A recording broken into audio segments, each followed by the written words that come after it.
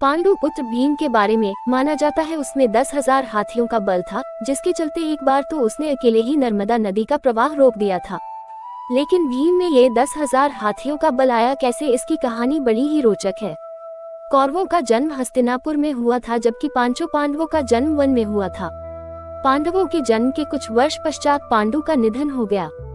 पांडु की मृत्यु के बाद वन में रहने वाले साधुओं ने विचार किया कि पांडु के पुत्रों, अस्थि तथा पत्नी को हस्तिनापुर भेज देना ही उचित है। इस प्रकार समस्त ऋषिगण हस्तिनापुर आए और उन्होंने पांडु पुत्रों के जन्म और पांडु की मृत्यु के संबंध में पूरी बात भीष्म, धृतराष्ट्र आदि को बताई। भीष्म को जब ये बात पता चली तो उन्होंने कुंती सहित पांचों पांडवों को हस्तिनापुर बुला लिया। हस्तिनापुर में आने के बाद पांडवों के वैदिक संस्कार संपन्न हुए। पांडव तथा कौरव साथ ही खेलने लगे। दौड़ने में, निशाना लगाने तथा कुश्ती आदि सभी खेलों में भीम सभी धृतराष्ट्र पुत्रों को हरा देते थे। भीमसेन कौरवों से होड़ के कारण ही ऐसा करते थे, लेकिन उनके मन में कोई वैरभाव नहीं था। परंतु दुर्योधन के मन में भीमसेन के प्रति दुर्भावना पैदा हो गई। तब उसने उचित अवसर मिलते ही भीम को मारने का विचार किया। दुर्योधन ने एक बार खेलने के लिए गंगा तट पर शिविर लगवाया। उस स्थान का नाम रखा उत्कक्रीडन। वहाँ खाने पीने इत्यादि सभी सुविधाएं भी थीं। दुर्योधन ने पांडवों को भी वहाँ बुलाया। एक दिन मौका पाकर दुर्योधन ने भीम के भोजन में विष मिला दिया। विष के असर से जब भीम अचेत हो गए तो दुर्योधन ने दुशासन के साथ मिलकर उसे गंगा में डाल दिया। भीम इसी अवस्था में नागलोक पहुँच गए। वहाँ सांपों ने भीम को खूब दंसा, जिसके प्रभाव से विष का असर कम हो गया। जब भीम को होश आया तो वे सर्पों को मारने लगे। सभी सर्प डरकर नागराज वासुकी के पास गए और पूरी बात बताई।